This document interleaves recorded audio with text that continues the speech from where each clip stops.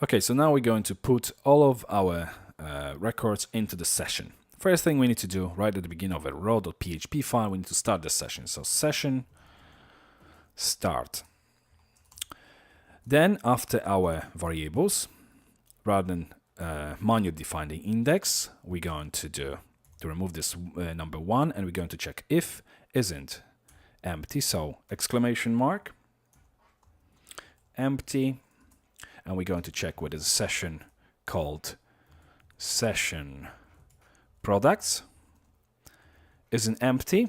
Then we are going to check what's the number of records inside of this session. So we're going to use count function, and then we're going to add 1 to it. Otherwise, so colon, the index will equal 1.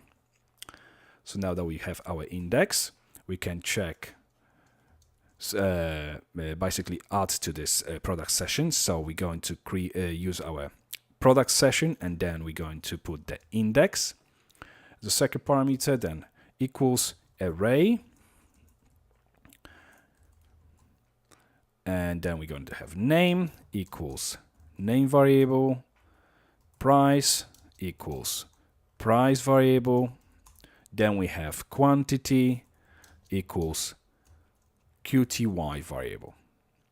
And that's everything inside of this file.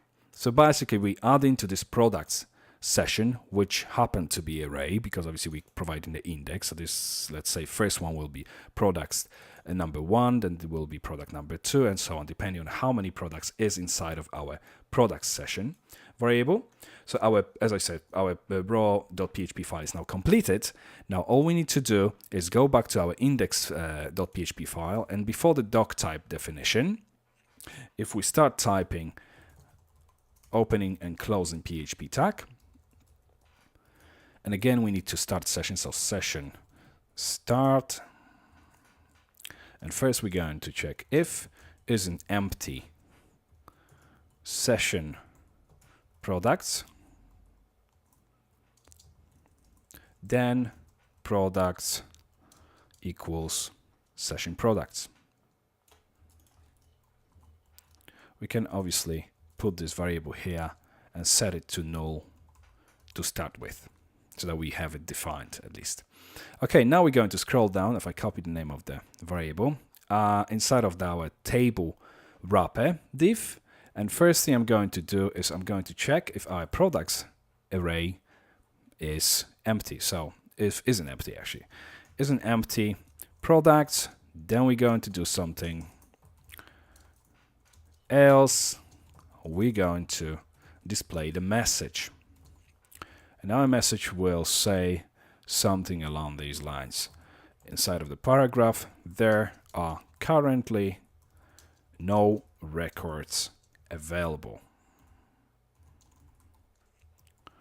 Okay, so if it isn't empty, then we're going to be looping through the records inside of this products array.